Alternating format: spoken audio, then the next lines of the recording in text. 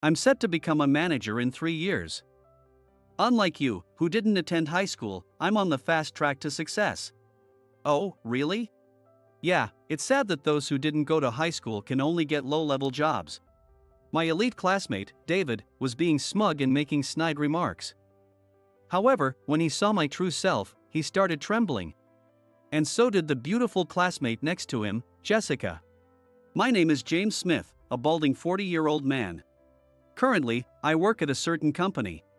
The job is very busy, but it's rewarding, and the more I work, the more results I see, which makes it enjoyable. Before I got this job, I did what is commonly considered a low-level job. Well, to put it plainly, I was a cleaner. Cleaners aren't low-level at all, but many people look down on them. It's probably because it's a job you can do without an education. In reality, I also chose that job because I had no education. I only graduated from middle school, so I couldn't get jobs that required qualifications or higher education.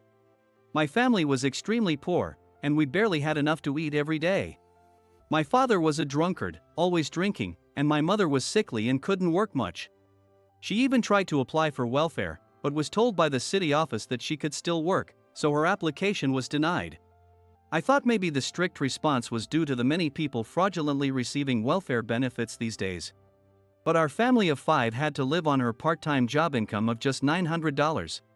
We were crammed into a small apartment with a $300 rent, and after paying for utilities, there was hardly any money left for food. So my mother and I would often scavenge for marked-down items at the supermarket to stave off hunger. The discounted vegetables were all wilted, and even I, poor as I was, could tell they didn't taste good. When stir-fried, they would quickly become limp, and when boiled, they would become even more mushy. Sometimes they even tasted strange, but I couldn't tell my mother that they tasted bad and just ate them. Living like this, my body remained frail, and I looked like a skinny skeleton. In elementary school, my nickname was Bone Man, and I was constantly teased for being so skinny. Though it was a tough life, I kept studying hard, believing that someday I would escape this poverty. My mother told me that education would open up paths for my future. Alright, I'll study harder and get into a good school. Then maybe I'll be able to live a rich life too. Even in middle school, I kept studying hard. But there was someone who didn't like a poor kid like me being good at studying. That person was David, the leader of our class. He was handsome, popular with girls, and good at sports. He had the second best grades in the class but was frustrated that he couldn't be at the top. So he started saying snide things to me every day. Hey James, studying hard won't do you any good. You should stop. You've got other things to do, like picking up trash or collecting cans. You might even make some money for your family. I thought, what's with this guy suddenly being so annoying, and ignored him. I was busy memorizing vocabulary and solving math problems even during breaks. When I ignored him and kept studying, David snatched my textbook and smirked. Studying is pointless for you. You're destined to be a lowlife, so give it up. Now, go around the school and collect trash. That's what suits you. Why are you saying this? Did I do something to you? Just leave me alone, it's my business. Ha! Don't you dare act high and mighty, you poor kid. Do you know who I am?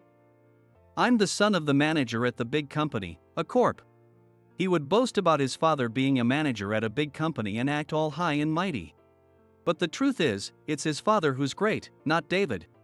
I wondered why he was such a delusional jerk. He was probably telling me not to study because he was frustrated that he couldn't beat me in grades. Since he couldn't become the top student on his own, he was trying to stop me from studying. How pathetic.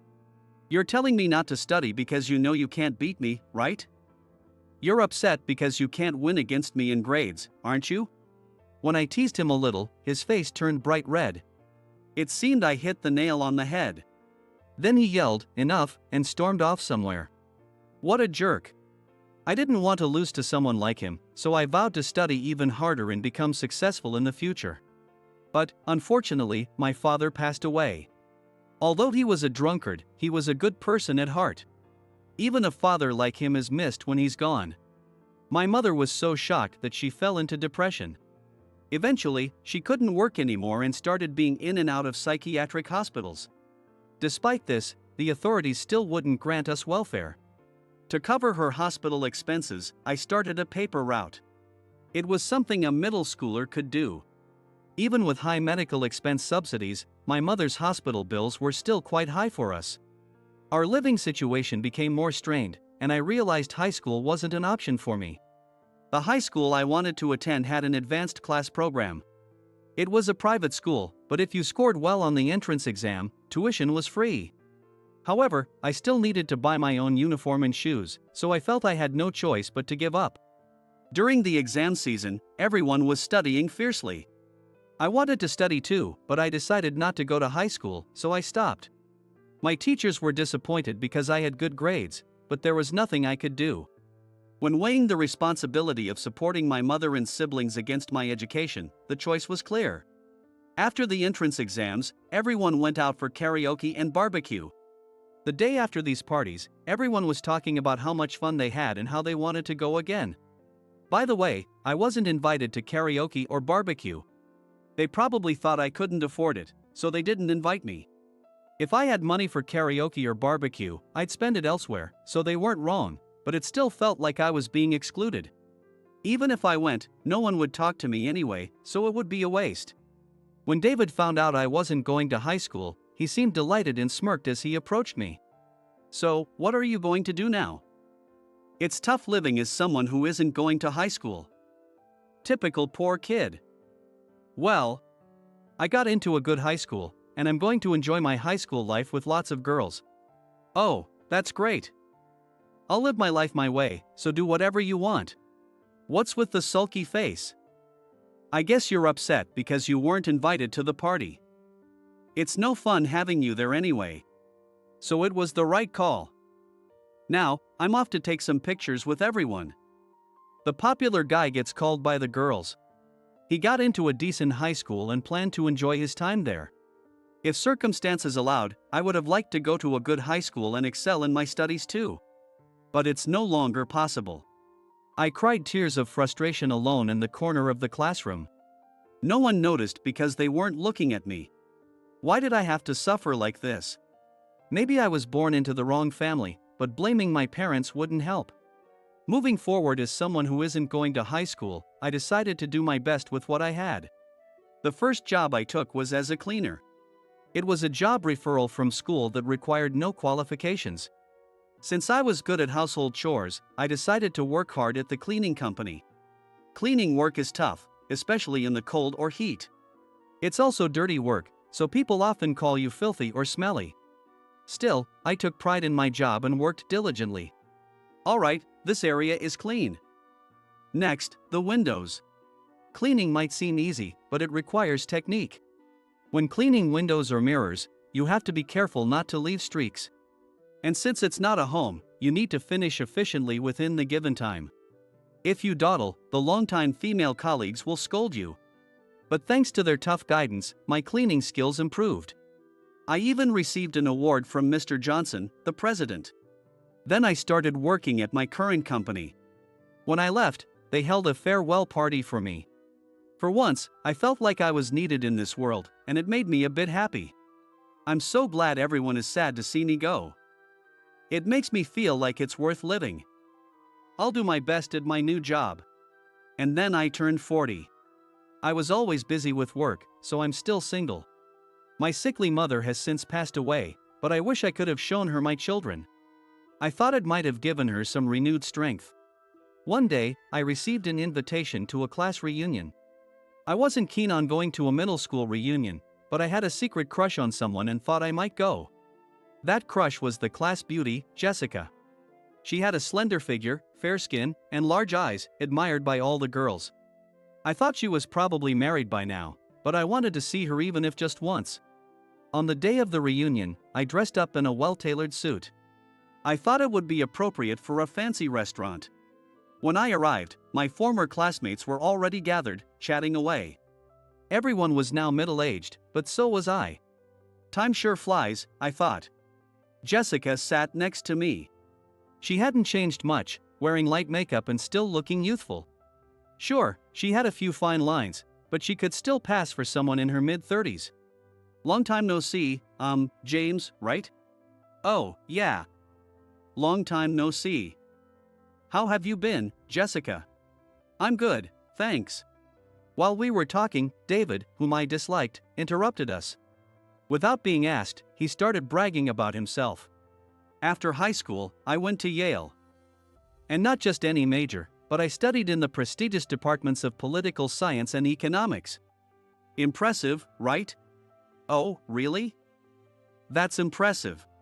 And I didn't even take a gap year. I also got into Columbia and Stanford. Well, I'm pretty smart. Then I joined my dad's company, X Corporation. And later moved to Y Corporation, a major company. Now I earn $70,000 a year. I drive a foreign car, want to know which one? An Alfa Romeo. Wow.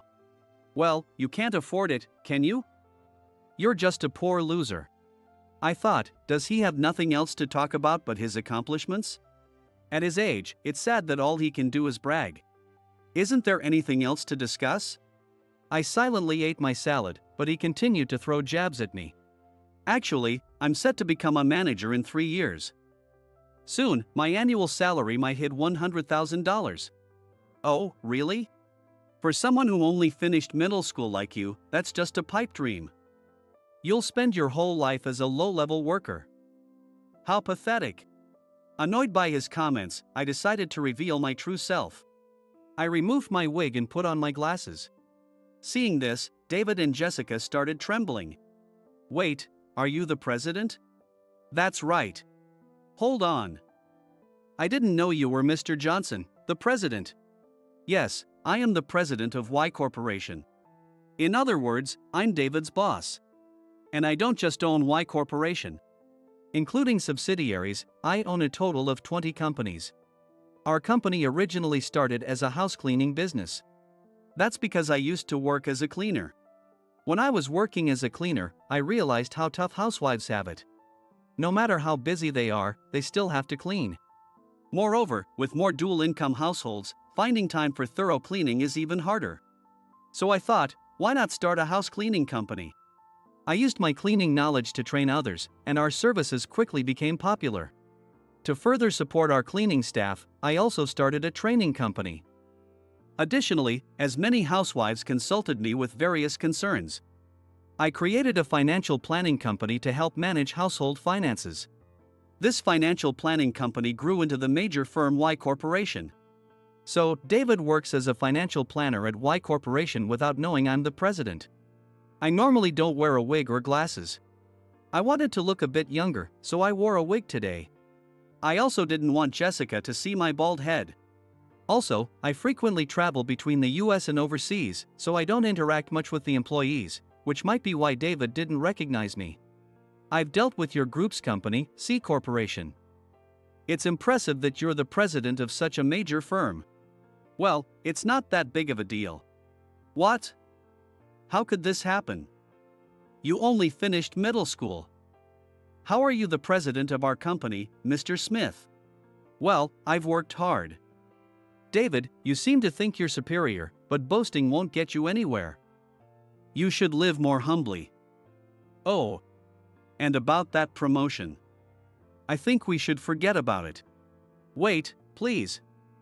Don't do this. I beg you, make me a manager. Well, even if you say that. Are you really not going to promote me? That's unacceptable, even for you, Mr. Smith. Well, David, it seems like you've been doing something you shouldn't. What? What are you talking about? He groveled, begging for a promotion. But there's no way I could promote him. I have a very good reason for that. Now, I'll tell him why. David, it seems you've been harassing your subordinates and driving them into depression. I recently heard about it and decided you weren't fit for a promotion. I was just giving them constructive criticism for their future. I wasn't harassing anyone. Well, there's a medical certificate diagnosing adjustment disorder and depression. And it seems that the person might never return to the company. They were very capable, too. Were you jealous because they graduated from Harvard, a higher-ranked school than you? Well, You forced your tasks on them, insulted them, and yelled at them in front of everyone for an hour. Did you think that was okay? Your behavior shows a serious character flaw, and I will never promote you. It's unfortunate, but you'll have to accept it. Ah! My promotion! David cried out pitifully. It was quite pathetic for a grown man to behave this way. Jessica looked at him as if he were trash. She then said, "What a despicable person.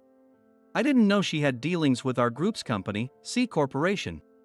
I'm busy, so I can't keep track of everything everyone does." When I talked to Jessica, I found out she's a very successful saleswoman. And surprisingly, she's still single, which gave me some hope. She asked to exchange contact information. I felt my heart pounding, but I agreed. We exchanged contact details. By the end of the reunion, David, who drank too much out of frustration, was passed out. He drank so much that he ended up vomiting in the bathroom. It was a sorry sight. I realized he was bitter that I, someone who didn't attend high school, had risen to become president. I hadn't had an easy road to get here. Since I couldn't go to high school, I worked hard to support my family. When I was a cleaner, no matter how much people looked down on me, I believed my work was important. When I cleaned toilets, some well-dressed men would say, "Ooh, how dirty." And when I swept outside, young women would comment, "I can't believe he's doing such a lowly job." Every time, the longtime female colleagues would say, "There are people who rely on this job, so keep it up." I believed in those words and worked tirelessly. When I saved enough money, I quit my job to start my own company. Everyone was sad to see me go, and I was grateful to be missed like that. Until middle school, I was disliked by those around me and thought of myself as unnecessary. But I gained confidence knowing I could contribute to society. After starting my company, I dedicated myself to work. Flying around constantly for business, I ended up losing my hair from the stress. My grandfather had a full head of hair until he passed away, so I thought I'd never go bald and that work was enjoyable and not stressful. But stress isn't just mental. Even if your mind is strong, physical exhaustion can take its toll. So, I ended up completely bald. Despite this, Jessica wanted to exchange contact information with me, which made me wonder if she might be interested. She's also single, so I thought there might be a chance and went home feeling hopeful. When I got home, there was a message from Jessica saying she wanted to have dinner, just the two of us, which made me very happy. I spent an hour deliberating on how to respond. I don't usually text anyone other than my family. And since it was with someone I secretly had feelings for, I didn't know what to do, but I replied, "Sure, I'll find a restaurant." Jessica and I ended up going out for dinner. She was in a suit, probably coming straight from work. She looked great in her slack suit with a frilled shirt. She always had a slim figure, but the striped suit made her look even slimmer. In contrast, I had become fat. I used to be skinny as a kid, but irregular living made me overweight. I don't have time to cook for myself, and except for business dinners, I don't eat well. Being inherently frugal, I usually eat discounted supermarket meals. When you've had a poor diet as a child, you tend to indulge in your favorite foods once you have money as an adult. I often bought steak, fried foods, and sweets, things I couldn't eat as a child, and ended up with a big belly. I'll probably be told I have metabolic syndrome at my next checkup. Jessica, willing to date a fat, bald guy like me, seemed like a goddess. Thanks for booking the restaurant, James. Sorry for leaving it all to you. Oh, can I call you James? Even though you're a president? Yeah, just call me James, we're classmates here. By the way, I didn't know you had dealings with our group company. You seem to be busy every day. How's your health? I'm pretty tough, actually. James, you've put on a bit of weight. But I like you better this way. She said she likes me. No, don't get carried away. She probably just means I'm cute like a teddy bear or something. Yeah, I used to be really skinny in middle school. Irregular living made me gain weight. Plus, eating greasy food all the time caused my hair to fall out. Are you embarrassed to be seen with someone like me? Not at all. I like you, James. Wait, like me? Yes, I've always liked you. You were always studying hard by yourself, even during lunch breaks. I admired that. You were always at the top of the class, and I wanted to emulate you. I see. I was very surprised to learn that Jessica liked me. I thought it was impossible for someone like me to be liked by the class beauty. She wasn't someone who judged people by their looks or background. She had a great personality, and I wondered why she wasn't married. But I hesitated to ask, so I kept quiet. However, she started talking about her past on her own. Jessica came from a well-off family and had quite a good upbringing. Her family home was a large mansion. Her parents were known to be strict. They worried about their daughter, who was always focused on work, and arranged a marriage meeting for her. But the man wasn't to her liking. She decided to give it a try and dated him for a short time. At first, he seemed like a kind man, and she felt bad rejecting him just because he wasn't her type.